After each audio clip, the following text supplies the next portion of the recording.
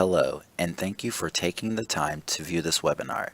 The following collaborative presentation is designed to provide information to landowners and residents about septic suitability and its effects on the Mississinawa watershed. In this presentation, you will learn the background of the topic, best management practices, and who to contact for more information. This webinar was made in association with the Delaware County Soil and Water Conservation District and Ball State University Department of Natural Resources and Environmental Management. With the growth of suburban areas around this country, there is a large amount of rural homes and businesses without the ability to connect to municipal treatment facility pipelines. Thus, on-site septic systems become the main option for management and disposal of waste for these areas. Conventional on-site septic systems are comprised of a septic tank, distribution box, drain field, filter media, and soil. A drain field is a network of perforated pipes laid in gravel-filled trenches that release water into the soil. Some problems in septic suitability within the Mississinawa watershed include field absorption, high limiting layer of soil, insufficient space for a drain field, and contamination of surface and ground waters due to improper installation and maintenance. This is important because untreated wastewater contains excessive nutrients like nitrogen and phosphorus that harm native plant and fish populations in surface waters. Also, wastewater's high concentration of organic matter can choke off the oxygen supply in streams and rivers. Let's take a look at a diagram of a conventional on-site septic system. As you can see, it consists of a septic tank, distribution box, drain field, and filter media, all laid within the soil. Next, I will identify some of the alternatives to a conventional drain field.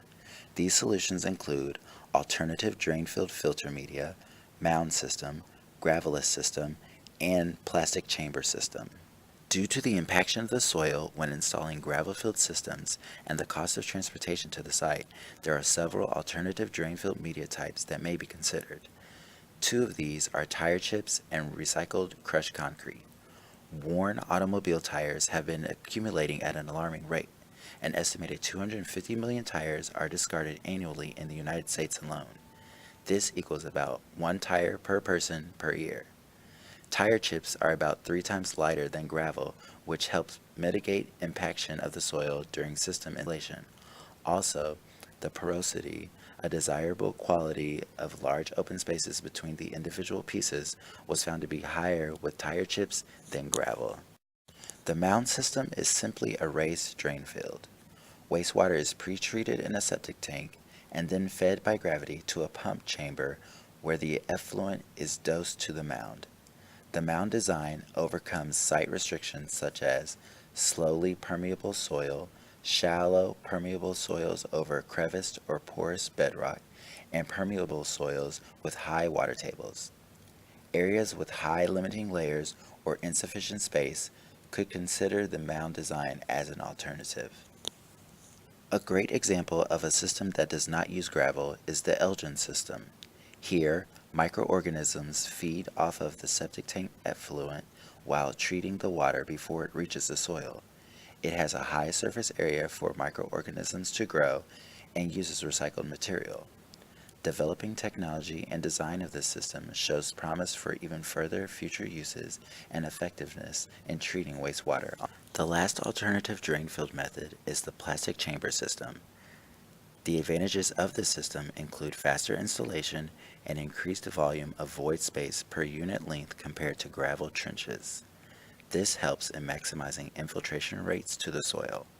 Also, soil compaction is reduced since the need to use heavy equipment to haul and place gravel is eliminated.